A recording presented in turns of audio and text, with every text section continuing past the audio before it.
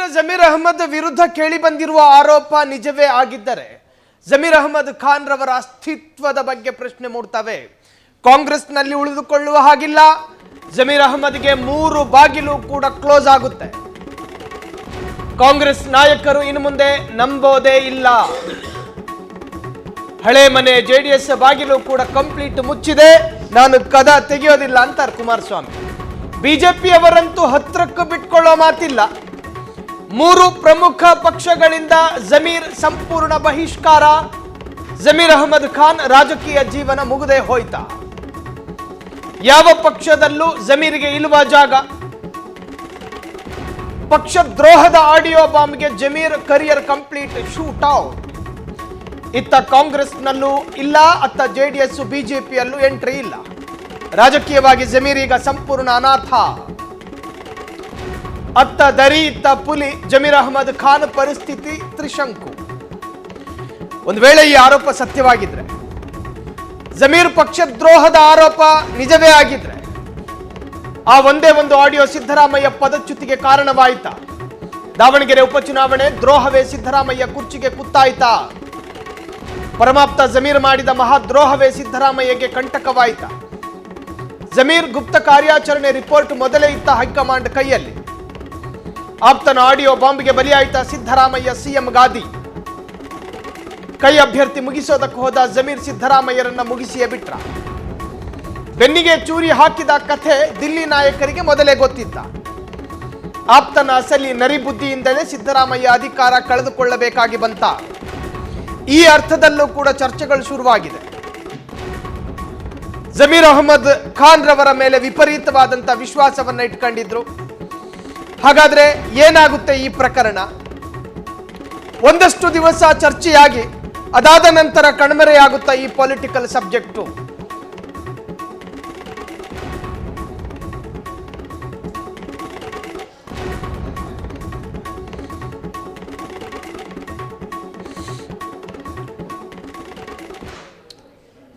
ಇನ್ನು ಇದೇ ವಿಚಾರದ ಅಡಿ ವಿಸ್ತೃತ ಚರ್ಚೆ ನಡೆಯುತ್ತೆ. ಈ ಚರ್ಚಾ ಕಾರ್ಯಕ್ರಮದಲ್ಲಿ ವಿಶೇಷ ಅತಿಥಿಗಳೆಲ್ಲ ಜಾಯ್ನ್ ಆಗಿದ್ದಾರೆ. ಮುಖ್ಯವಾಗಿ ಬಿಜೆಪಿಯ ವಕ್ತಾರರಾಗಿರುವಂತಹ ಉತ್ಕರ್ಷ್, ತಮಗೆ ಆತ್ಮೀಯವಾದಂತಹ ವೆಲ್ಕಮ್ ಸರ್. ಇನ್ನು ಇದೇ ಚರ್ಚಾ ಕಾರ್ಯಕ್ರಮದಲ್ಲಿ ಗಂಗಾಧರ್ ಕುಷ್ಟಗಿ, ಫ್ರೀಡಂ ಟಿವಿಯ ಸಂಪಾದಕೀಯ ಸಲಹೆಗಾರರು, ಅವರಿಗೂ ಕೂಡ ಆತ್ಮೀಯ ವೆಲ್ಕಮ್. ಇನ್ನು ಹಿರಿಯ ಪತ್ರಕರ್ತರಾದಂತಹ ರಾಜಕೀಯ ವಿಶ್ಲೇಷಕರು ಪಿ ರಾಜೇಂದ್ರ ಅವರು ಕೂಡ ಜೂಮ್ ನಲ್ಲಿ ಜಾಯ್ನ್ ಆಗಿದ್ದಾರೆ. ಅವರಿಗೂ ಕೂಡ ಆತ್ಮೀಯ ವೆಲ್ಕಮ್ ಹೇಳ್ತಾ ಉತ್ಕರ್ಷ್ ಅವರಿಂದಲೇ ಪ್ರಾರಂಭ ಮಾಡ್ತೀನಿ. ಬೆಳಗ್ಗೆ ಈ ಆರೋಪ ಬಂತು ಸರ್, ಸಂಜೆ ಹೊತ್ತಿಗದಾಗಲೇ ಈ ಆರೋಪ ಸುಳ್ಳು ಅಂತ ಹೇಳಿ ಆ ಪಾರ್ಟಿ ಇದನ್ನ ನಿರಾಕರಿಸ್ತಾ ಇದ್ದಾರೆ. ನಾಳೆ ದಿನ ಈ ಸಬ್ಜೆಕ್ಟೇ ಇರೋದಿಲ್ಲ ಅಂತ. ಕರ್ನಾಟಕ ರಾಜಕೀಯದ ದುರ್ದೈವ ಏನು ಅಂತಂದ್ರೆ, ನಮ್ಮ ದೇವೇಗೌಡರು ಇಂಥ Zameer Ahmed Khan is unfit to politics ಅಂತಾನೆ ಹೇಳ್ತೀನಿ ರೀ. ಜಮೀರ್ ಅಹಮದ್ ಖಾನ್ ಯಾವ ಸೈದ್ಧಾಂತಿಕ ಹಿನ್ನೆಲೆ ಇದೆ ಅಥವಾ ಯಾವ ಬದ್ಧತೆ ಇದೆ ನೋಡಿ. ಕರ್ನಾಟಕ ರಾಜಕೀಯದ ಇತಿಹಾಸವನ್ನು ತೆಗೆದು ನೋಡಿದಾಗ ಅಬ್ದುಲ್ ನಜೀರ್ ಸಾಬ್ ಇರ್ಬೋದು, MN ನಗನೂರ್ ಅಂತವರು, ಜಾಫರ್ ಶರೀಫ್ ಅಂತ ಅವ್ರದ್ದೇ ಆದಂಥ ಒಂದು ಸೈದ್ಧಾಂತಿಕ ಬದ್ಧತೆ ಇಟ್ಕೊಂಡು ಬಂದಂಥ ಅನೇಕ ಜನ ಮುಸಲ್ಮಾನ್ ನಾಯಕರು ಕರ್ನಾಟಕ ರಾಜಕೀಯದಲ್ಲಿ ನೋಡಿದ್ದೀವಿ. ಅವರು ಯಾವುದೇ ಪಾರ್ಟಿಯಲ್ಲಿದ್ದರೂ ಕೂಡ ನಾವೆಲ್ಲೂ ಅವರನ್ನು ಗೌರವಿಸ್ತೀವಿ. ಅವರ ವರ್ಕಿಂಗ್ ಮೆಕ್ಯಾನಿಸಮ್. ನಜೀರ್ ಸಾಬ್ ಅವರಂತೂ ಎಂಥ ಡೆವಲಪ್ಮೆಂಟ್ ಅಂದರು ರೂರಲ್ ಡೆವಲಪ್ಮೆಂಟಲ್ಲಿ. ಅಂತಹ ನಾಯಕರಿಗೂ ಇಂಥ ಎಡಬಿಡಂಗಿ ಜಮೀರ್ ಅಹಮದ್ ಖಾನ್ಗೂ, ಈ ಜಮೀರ್ ಅಹಮದ್ ಖಾನ್ ಅವರು ಯಾಕೆ ನಾನು ಅನ್ಫಿಟ್ ಫಾರ್ ಪಾಲಿಟಿಕ್ಸ್ ಅಂತ ಹೇಳ್ತೀನಿ ಅಂತಂದರೆ, ಆ DJ ಹಳ್ಳಿ KJ ಹಳ್ಳಿಯಲ್ಲಿ ಕಲ್ಲೊಡೆದು ಪೊಲೀಸ್ ಸ್ಟೇಷನ್ ಸುಟ್ಟಂಥ ದೇಶದ್ರೋಹಿಗಳನ್ನ ಈತ ಹೋಗಿ ವೆಲ್ಕಮ್ ಮಾಡ್ತಾನೆ ಅಂದರೆ ಇನ್ನು what is is political stability? ಆಮೇಲೆ ಸಿದ್ದರಾಮಯ್ಯ ಸಾಹೇಬರು ಅವ್ರ ಬಗ್ಗೆ ನಮಗೆ ವೈಯಕ್ತಿಕವಾಗಿ ಭಾಳ ಗೌರವ ಇದೆ. ಯಾಕಂದ್ರೆ ಅವ್ರು ಬಂದಂಥ ರಾಜಕೀಯದ ಹಾದಿ ಇದೆಯಲ್ವ, ಅದ್ರ ಬಗ್ಗೆ ನಮಗೆ ಗೌರವ ಇದೆ. ಅವರು ಇಂಥವ್ರನ್ನೆಲ್ಲ ಲೆಫ್ಟ್ ಟು ರೈಟಲ್ಲಿ ಹಿಡ್ಕೊಂಡು ಇಂಥವ್ರನ್ನೆಲ್ಲ ಯಾವ ಮಾದರಿಯಾಗಿ ತಗೋಬೇಕು ಕರ್ನಾಟಕದ ಜನ, ಮತ್ತೆ ವಿಶೇಷವಾಗಿ ನೋಡ್ತಾ ಇರ್ತಕ್ಕಂಥ ಮುಸಲ್ಮಾನ್ ಸಮುದಾಯದ ಬಂಧುಗಳಾದ್ರೂ ದಯವಿಟ್ಟು ಎದ್ದೇಳ್ರಪ್ಪ. ಇಂಥ ಜಮೀರ್ ಅಹಮದ್ ಖಾನ್ ಇಂಥ ಎಡಬಿಡಂಗಿಗಳಲ್ಲ ನಿಮ್ಗೆ ಆದರ್ಶ ಆಗ್ಬೇಕಾಗಿರ್ತಕ್ಕಂಥದ್ದು. ನಿಮ್ಗೆ ಆದರ್ಶ ಆಗ್ಬೇಕಾಗಿರುವಂಥದ್ದು ಅಬ್ದುಲ್ ಕಲಾಂರು, ನಜೀರ್ ಸಾಬು, ಜಾಫರ್ ಶರೀಫ್ ಅಂತ ನಾಯಕರನ್ನ ಆದರ್ಶವಾಗಿ ತಗೊಳ್ಳಿ. ಇಂಥ ಎಡಬಿಡಂಗಿಗಳು ಅನ್ಫಿಟ್ ಫಾರ್ ಪಾಲಿಟಿಕ್ಸ್. ಆಮೇಲೆ ದೇವೇಗೌಡರು ಪಾಪ ಇವ್ರನ್ನ ಗೆಲ್ಸಕ್ಕೆ ಆ ದರಿದ್ರ ನಾರಾಯಣ ಚಳುವಳಿ ಏನು ಮಾಡಿದ್ರು? ಯಾವುದೇ ರಾಜಕೀಯ ಹಿನ್ನೆಲೆ ಇರಲಿಲ್ಲ, ಎಲ್ಲೋ ಪಿಕ್ ಪ್ಯಾಕೆಟು ರೋಲ್ ಕಾಲ್ ಮಾಡ್ಕೊಂಡಿದ್ದಂಥ ವ್ಯಕ್ತಿ. ಅದಕ್ಕೆ ಅರ್ಹತೆ ಗೊತ್ತಾಗ್ತಿದೆ ಈತನ ವ್ಯಕ್ತಿತ್ವ ಏನು ಅಂತ. ಅವ್ರ ಪಾರ್ಟಿಯವರೇ ಉಗಿದು ಉಪ್ಪಾಗ್ತಾ ಇದ್ದಾರಲ್ವಾ. ಆಮೇಲೆ ನೋಡಿ, ಜಮೀರ್ ಅಹಮದ್ ಖಾನು JDS ಪಾರ್ಟಿಗೆ ಇದನ್ನೇ ಮಾಡಿದ್ದು, ಇವತ್ತು ಕಾಂಗ್ರೆಸ್ ಪಾರ್ಟಿಗೆ ಇದನ್ನೇ ಮಾಡ್ತಾ ಇದ್ದಾರೆ ಭಾಳ ಸ್ಪಷ್ಟವಾಗಿ. ಸೊ ಹಾಗಾಗಿ ಇಲ್ಲಿ ಒಂದು ಈಗಲೇ ಇನ್ನ ನಿಯೋಜಿತ ಮುಖ್ಯಮಂತ್ರಿಗಳು DK ಶಿವಕುಮಾರ್ ಇನ್ನ ಮುಖ್ಯಮಂತ್ರಿಗೆ ಅದಕ್ಕೆ ಇನ್ನೂ ಹೇರಲಿಲ್ಲ. ಒಫಿಷಿಯಲ್ ಆಗಿ ಅವಾಗಲೇ ಈ ಭಿನ್ನಮತ, ಈ ಸಮಸ್ಯೆಗಳು, ಈ ಸಿಡಿಗಳು, ಈ ಆಡಿಯೋಗಳು ಇನ್ನು ಯಾರ್ಯಾರ್ದು ವಿಡಿಯೋ ಇಟ್ಟಿದ್ದಾರೋ ಗೊತ್ತಿಲ್ಲ. ಯಾಕಂದ್ರೆ DK ಶಿವಕುಮಾರ್ ಅವ್ರು ಭಾಳ ಎಕ್ಸ್ಪರ್ಟ್ ಅದರಲ್ಲೆಲ್ಲ ವಿಡಿಯೋ ಮಾಡಿಸೋದು, ಆಡಿಯೋ ಮಾಡಿಸೋದೆಲ್ಲ. ಸೊ ಹಾಗಾಗಿ ಗೊತ್ತಿಲ್ಲ ಯಾರು ಇದ್ರ ಹಿಂದೆ ಇದ್ದಾರೆ ಅನ್ನೋಂಥದ್ದು. ಭಾಳ ಸ್ಪಷ್ಟವಾಗಿ ಇದ್ರಲ್ಲಿ ಕಾಣಿಸೋದೇನು ಅಂತಂದ್ರೆ DK ಶಿವಕುಮಾರ್ ಫಾಲೋವರ್ಸೇ ಬಿಡಿಸಿರ್ತಾರೆ ಅಷ್ಟೇ ಆಡಿಯೋ ನಾವು ಕೈ ತಪ್ಪಿಸ್ಬೇಕು ಮಿನಿಸ್ಟ್ರಿ ಪೋಸ್ಟ್ ಅನ್ನೋದು. ಆಮೇಲೆ Zameer Ahmed Khan is unfit for politics. ಇಂಥ ವ್ಯಕ್ತಿಗಳು ರಾಜಕೀಯಕ್ಕೂ ಒಂದು ರೀತಿಯ ಮಾರಕ, ಆ ಸಮುದಾಯಕ್ಕೂ ಮಾರಕ. ಎಸ್ ಇನ್ನು ಗಂಗಾಧರ್ ಸರ್, ಈ ಆರೋಪ ಇನ್ನೂ ಸಾಬೀತಾಗಿಲ್ಲ ಅನ್ನೋ ಪರಿಜ್ಞಾನದಿಂದಲೇ ನಾವು ಚರ್ಚೆಯನ್ನು ಮಾಡೋದಾದ್ರೆ ಸರ್, ಈಗ ಎಲ್ಲೋ ಒಂದು ಕಡೆ BZ ಜಮೀರ್ ಅಹಮದ್ ಖಾನ್ ನಾನು ಮಾಡಿದ್ರಲ್ಲಿ ತಪ್ಪೇನಿದೆ ರೀ, ನನ್ನ ಸಮುದಾಯಕ್ಕೆ ನಾನೊಂದು ಟಿಕೆಟ್ ಕೇಳಿದೆ, ಕಾಂಗ್ರೆಸ್ ಪಕ್ಷ ಅದನ್ನು ನಿರಾಕರಣೆ ಮಾಡ್ತು, ಅದಾದ ನಂತರ ನಾನು ಈ ತರಹದೊಂದು ಸ್ಟ್ರಾಟಜಿಯನ್ನು ಹೂಡಿದೆ. ಇದು ಹೊರಗೆ ನೋಡಲಿಕ್ಕೆ ಬೇರೆ ಬೇರೆ ರೀತಿಯಿಂದ ಕಾಣಿಸ್ತಾ ಇದೆ. ಈಗ ಏನಂದರೆ ಮೇಲ್ನೋಟಕ್ಕೆ ಜಮೀರ್ ಅಹಮದ್ ಹೌದ್ರಾ ಇದನ್ನೆಲ್ಲ ಏನೋ ಮಾಡಿಬಿಟ್ರು. ಇವರೆಲ್ಲ ಜಮೀರ್ ಅಹಮದ್ಗೆ ಏನಂತಾರಪ್ಪ ಅಂದರೆ ಒಂದು ಸೈದ್ಧಾಂತಿಕ ಬದ್ಧತೆ ಇಲ್ಲ, ಒಂದು ನಿಲುವಿಲ್ಲ, ಒಂದು ಪಕ್ಷದ ಯಾವುದೇ ರೀತಿಯಿಂದ ಒಂದು ಕಮಿಟ್ಮೆಂಟ್ ಇಲ್ಲ, ಅದೆಲ್ಲ ಸರಿ.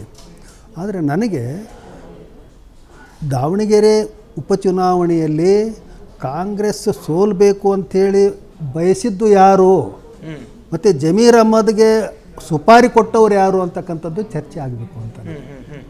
ಯಾಕಂದರೆ ಜಮೀರ್ ಅಹಮದ್ನೇ ಸ್ವತಃ ಅವರು ಮಾಡಿದರು ಆ ಒಂದು ಉದ್ದೇಶದಿಂದ. ಈಗ ಅವ್ರು ಹೇಳ್ತಾ ಇದ್ದಾರೆ ಅದೆಲ್ಲ ಆರ್ಟಿಫಿಷಿಯಲ್ ಇಂಟೆಲಿಜೆನ್ಸ್ ಮಂದ ಮಾಡಿದ್ದು ಅದು ಅಂತ. ನಾನು ಅದರದ್ದು ಸತ್ಯಾಸತ್ಯತೆ ಬಗ್ಗೆ ನಾವು ಮಾತಾಡೋಂಗಿಲ್ಲ ಈಗ, ಹೌದ್ರಾ? ಅದನ್ನು ಒಂದು ತೀರ್ಮಾನ ಅಂತೇಳಿ ತೆಗೆದುಕೊಂಡು ನಾವು ಅದಕ್ಕೆ ಅಂತಿಮವಾಗಿ ಏನಪ್ಪ ಅಂದ್ರೆ ಅದಕ್ಕೊಂದು ನಿರ್ಣಯಕ್ಕೆ ಬರ್ತಕ್ಕಂಥದ್ದು ಇಲ್ಲ ಈಗ. ಯಾಕಂದರೆ ನಾವು ಅಲ್ಲೇನೋ ಒಂದು ಆಡಿಯೋ ಬಂದಿದೆ, ವಿಡಿಯೋಗಳೇ ಇವತ್ತು ಏನಪ್ಪ ಅಂದ್ರೆ ಫೇಕ್ ಆಗ್ತಾ ಇದ್ದಾವೆ, ಡೀಪ್ ಫೇಕ್ ಇರ್ತಾವೆಲ್ಲ ಇರ್ತವೆ. ಹಾಗಾಗಿ ಅದನ್ನು ನಾನು ಏನಪ್ಪ ಅಂದ್ರೆ ಅದನ್ನ ಮಾತಾಡ್ತಾ ಇಲ್ಲ. ಇದು ಈ ಹಿನ್ನೆಲೆ ಒಂದೂ ಸಹಿತ ಇಂಪಾರ್ಟೆಂಟು. ಇನ್ನೂ ಒಂದು ಹಿನ್ನೆಲೆ ಇದೆ ಇದಕ್ಕೆ. ಕುಮಾರಸ್ವಾಮಿಯವರ ಒಂದು ಸರ್ಕಾರ ಪತನಗೊಳ್ಳಬೇಕಾದಾಗ 14 ಜನ ಕಾಂಗ್ರೆಸ್ ಶಾಸಕರು ಹೋದರು, 3 ಜನ ಇವರು ಬೇರೆ JDS ಅಲ್ಲಿಂದ ಹೋದರು. ಅವರು ಅವಾಗಲೂ ಕೂಡ ಯಾರು ಸುಪಾರಿ ಕೊಟ್ಟಿದ್ದು ಬೀಳಿಸ್ಲಿಕ್ಕೆ, ಅದು ಇಂಪಾರ್ಟೆಂಟು.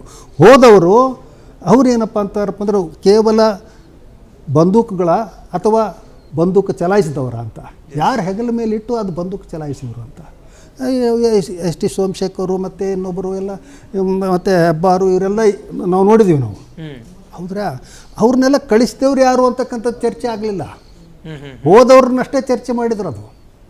ಹಾಗೆ ಇಲ್ಲಿ ಜಮೀರ್ ಅಹಮದ್ ಖಾನ್ ಅವ್ರನ್ನ ಏನಪ್ಪ ಅಂತ ಕಳಿಸಿದ್ದು ಯಾರು ಅದು ಚರ್ಚೆ ಆಗಬೇಕು. ಅದು ಏನಪ್ಪ ಅಂದ್ರೆ ಹೈಕಮಾಂಡ್ ಲೆವೆಲ್ನಲ್ಲಿ ಸಹಿತ ಏನಪ್ಪ ಅಂದ್ರೆ ಒಳಗಡೆ ತನಿಖೆ ಆಗಿರ್ಬೋದು, ಆಗ್ತಾ ಇರ್ಬೋದು, ಕೆಲವೊಂದೆಲ್ಲ ಊಹಾಪೋಹಗಳಿರ್ತವೆ. ಹಾಗೆ ಇವತ್ತು ಯಾವುದನ್ನು ಏನೋ ಮಾಡಲಿಕ್ಕೆ ಹೋಗಿ ಅತಿಯಾದ ಒಂದು ಬುದ್ಧಿವಂತಿಕೆಯಿಂದ ತಮ್ಮ ಕಾಲ ಮೇಲೆ ತಾವು ಕಲ್ಲು ಹಾಕ್ಕೊಳ್ತಕ್ಕಂಥ ಒಂದು ಪರಿಸ್ಥಿತಿನೂ ಸಹಿತ ರಾಜಕೀಯದಲ್ಲಿ ನಡೀತವೆ. ಹಾಗೆ ನೋಡಿದ್ರಪ್ಪ ಅಂದರೆ ಜಮೀರ್ ಅಹಮದ್ ಏನಪ್ಪ ಅಂತಾರಪ್ಪ ಅಂದರೆ ಯಾವುದೇ ಬದ್ಧತೆ ಇಲ್ಲಂದ್ರೆ ಒಪ್ಕೊಳ್ತೀನಿ ನಾನು. ಆದರೆ ಬದ್ಧತೆಯನ್ನು ಪ್ರದರ್ಶಿಸ್ತಾ ಒಳಗಡೆನೇ ಕಟ್ಟರ್ ಕೋಮುವಾದಿಗಳಾಗಿರ್ತಕ್ಕಂಥ ಕೆಲವು ನಾಯಕರು ಅಲ್ಲಿ ಕಾಂಗ್ರೆಸ್ನಲ್ಲಿ ಇದ್ದಾರೆ, ಅಲ್ಪಸಂಖ್ಯಾತರು ಕಟ್ಟರ್ ಒಳಗಡೆ ಎಲ್ಲ ರೀತಿಯಿಂದ ಏನಪ್ಪ ಅಂತಾರಪ್ಪ ಟೆರರಿಸ್ಟ್ ಲಿಂಕುಗಳ ಬಗ್ಗೆ ಮಾತಾಡೋರಿದ್ದಾರೆ, ಎಲ್ಲ ಮಾತಾಡೋರಿದ್ದಾರೆ. ಅವರೆಲ್ಲರಿಗಿಂತ ಏನಪ್ಪ ಅಂದರೆ ಅಂಥವ್ರಿಗಿಂತ ಜಮೀರ್ ಉತ್ತಮ ಅಂತಂತಂದು. ಜಮೀರ್ ಅಂತವ್ರು ಇವತ್ತು ಏನಪ್ಪ ಅಂದ್ರೆ ರಾಜಕೀಯದಲ್ಲಿದ್ದಾರೆ ಅಂತಂದ್ರೆ ಅವ್ರ ಅಪ್ಪನಂಥವ್ರು ಇದ್ದಾರೆ ಇಲ್ಲಿ ರಾಜಕೀಯದಲ್ಲಿ. ಅವರು ಯಾರ್ಯಾರೋ ಏನೇನೋ ಆಗ್ತಾ ಇದ್ದಾರೆ ಈಗ, ಹೌದಾ? ನಾವು ಅವರ ಒಂದು ವ್ಯಕ್ತಿತ್ವವನ್ನು ಅಳಿಬೇಕಾತಂದರೆ ಮತ್ತು ಜಮೀರ್ ಅದಕ್ಕೆ ಹೊರತಾಗಿ ಏನಿಲ್ಲ, ಹೌದ್ರಾ? ಜಮೀರ್ ಅವ್ರನ್ನ ಆ ರೀತಿಯಲ್ಲಿ ಅನ್ಫಿಟ್ಟು ಅದು ನಾವು ಎಲ್ಲ ಹೆಂಗೆ ಹೇಳಲಿಕ್ಕೆ ಸಾಧ್ಯ ಐತೆ. ಹಂಗೆ ಅನ್ಫಿಟ್ ಅಂದ್ರಪ್ಪ ಭಾಳಷ್ಟು ಜನರು ಹೋಗ್ಬಿಡ್ತಾರೆ, ಇವತ್ತು ಯಾರು ಉಳಿಯೋದಿಲ್ಲ. ಜಮೀರ್ ಅವರು ಅನ್ಫಿಟ್ ಅಂದ್ಬಿಟ್ರಪ್ಪ ಅಂದ್ರೆ ಉಳಿದವ್ರು ಯಾರು ಉಳಿತಾರೆ? ಮತ್ತು ಅವ್ರಂಥವ್ರೇ ಇದ್ದಾರೆ ಭಾಳಷ್ಟು ಜನ. ಏನು ಸಿದ್ಧಾಂತ ಇದೆ, ಏನು ಕಮಿಟ್ಮೆಂಟ್ ಇದೆ, ಏನಿದೆ ಅದಕ್ಕೆ? ಹೀಗಾಗಿ ಇಲ್ಲಿ ಯಾವುದೇ BJP ಒಂದು ಪತ್ರಿಕಾಗೋಷ್ಠಿ ನಡೆಸಲಿಲ್ಲ ಅಲ್ಲಿ. ಯಾವಾಗ ಉಪಚುನಾವಣೆ ಆದಮೇಲೆ ಕಾಂಗ್ರೆಸ್ಸಿಗರೇ ನಡೆಸಿದರು. ಆರಂಭಿಕ ಸಂದರ್ಭದಲ್ಲೇ ಗೊತ್ತಾಗಿರಬಹುದು ಅಂತ ಅಲ್ಲರಿ, ಇರ್ಬೋದು ರೀ. ಆದರೆ ವಿರೋಧ ಪಕ್ಷದವರು ಅದನ್ನ ಏನಪ್ಪ ಅಂದ್ರೆ ಬಳಸ್ಕೊಳ್ಬೇಕಾಗಿತ್ತು, ಹೌದ್ರಾ? ಹಿಂಗೆ ಆಯಿತು, ಹಿಂಗೆ ಮಾಡಿದ್ರು ಅಂತೇಳಿ. ಆದರೆ ಅಲ್ಲಿ ಸ್ವಪಕ್ಷೀಯರೇ ಏನಪ್ಪ ಅಂತಾರಪ್ಪ ಅಂದ್ರೆ ಬಂದು ಅಲ್ಲಿ ಪತ್ರಿಕಾಗೋಷ್ಠಿ ಮಾಡ್ತಾರೆ, ಆಮೇಲೆ ಇವ್ರ ಮೇಲೆ ಗೂಬೆ ಕೂಡಿಸ್ತಾರೆ. ಇಲ್ಲಿ 2 ಬಣಗಳು ಇದ್ವು ಅಲ್ಲಿ, ತುಂಬ ಉತ್ಸಾಹದಲ್ಲಿ ಪತ್ರಿಕಾಗೋಷ್ಠಿ ಕರೆದ್ರು. ಹೌದು, 2 ಬಣಗಳು, ಯಾರು ಕೇಳಿರಲಿಲ್ಲ ಅದನ್ನ ಅಲ್ಲೇ ಪಕ್ಷದ ಒಳಗಡೆನೇ ಅದನ್ನೇನಪ್ಪ ಅಂದ್ರೆ ತೀರ್ಮಾನ ಮಾಡೋಣ ಅಂತೇಳಿ ಸುಮ್ಮನೆ ಬಿಡ್ಬೋದಾಗಿತ್ತು. ಆದರೆ ಎಕ್ಸ್ಪೋಸ್ ಮಾಡಿದರು. ಯಾಕೆ ಎಕ್ಸ್ಪೋಸ್ ಆಯಿತು? ಹೌದ್ರಾ ಒಂದು ಕಡೆಗೆ ಇನ್ನು ಯಾವ ಶಕ್ತಿ ಇನ್ನೊಂದು ಕಡೆಗೆ ಯಾವ ಶಕ್ತಿ ಅದರ ಬಗ್ಗೆ ಚರ್ಚೆ ಆಗ್ಬೇಕಲ್ಲ. ಎರಡೂ ಹಿಂದೆ ಕೈ ಯಾವುದಿದೋ ಅದೃಶ್ಯವಾದವು, ಅದೃಶ್ಯ ಕೈಗಳಿದಾವೆ ಅಲ್ಲಿ. ಈಗಲೂ ಸಹಿತ ಏನಪ್ಪ ಅಂದ್ರೆ ಅದೃಶ್ಯ ಇದೆ. ಅದು ಅವರು ಸುಪಾರಿ ಇಸ್ಕೊಂಡವರು ಅದನ್ನೇನೋ ಮಾಡ್ಲಿಕ್ಕೆ ಹೊರಟವರು ಅಂತಕ್ಕಂಥದ್ದು ನನ್ನ ಅನಿಸಿಕೆ. ಯಾರು ಜಮೀರ್ ಅಹಮದ್ ಖಾನ್ ಬಲಿಪಶು ಆಗಿರ್ಬೋದು, ಅವ್ರಿಗೆ ಯಾರು ಕೊಟ್ಟರು ಅವರು ಸಹಿತ ಬಲಿಪಶು ಆಗಿರ್ಬೋದು, ಆ ಸುಪಾರಿ ಕೊಟ್ಟವರು. ಈ ಹಿಂದೆ ಏನಪ್ಪ ಅಂತಂದ್ರೆ ಇವರು ಇಡಿ ರೇಡ್ ಆಗಿತ್ತು, ಯಾರ್ದು ಜಮೀರ್ ಅಹಮದ್ ಅವ್ರದ್ದು. ಆ ಸಂದರ್ಭದಲ್ಲಿ ಅವ್ರು ನಮ್ಗೆ ಸಂಬಂಧ ಇಲ್ಲ ಅಂತ ಹೇಳಿರ್ತಕ್ಕಂಥ ರಾಜಕಾರಣಿಗಳನ್ನ ನಾವು ನೋಡಿದ್ದೀವಿ. ಅವ್ರ ಕಡೆಯಿಂದ ದೂರ ಅವ್ರ ಮನೆಗೆ ಹೋಗಲ್ಲ ನಾವು, ಹೌದಾ, ಹತ್ತಿರಕ್ಕೆ ಬಿಟ್ಕೊಳ್ಳಲ್ಲ ಅಂತೇಳಿ ಸಂಪರ್ಕವೇ ಇಲ್ಲ ನಮಗೆ. ಹಾಂ, ಆಮೇಲೆ ಒಂದು ತಿಂಗಳಾದ ಕೂಡಲೇ ಎಲ್ಲ ಅಕ್ಕಪಕ್ಕ ಮತ್ತು ಬೇಕು ಬೇಡಗಳನ್ನೆಲ್ಲ ತೀರಿಸೋರು ಇವರೇ, ಹೌದಾ. ಹೀಗೆ ಇವತ್ತು ಜಮೀರ್ ಅಹಮದ್ ಅವ್ರನ್ನ ಏನಪ್ಪ ಅಂತಂದ್ರೆ ಒಂದು ವಿಲನ್ನಾಗಿ ಏನಪ್ಪ ಅಂದ್ರೆ ಚಿತ್ರಿಸ್ತಕ್ಕಂಥದ್ದು ರೀತಿ ಅದನ್ನು ಸರಿ ಇಲ್ಲ ಇವತ್ತಿನ ರಾಜಕಾರಣದಲ್ಲಿ ಅಂತೇಳಿ. ಅದು ಸತ್ಯಾಸತ್ಯತೆಗಳನ್ನು ತಿಳ್ಕೊಬೇಕು ನಾವು.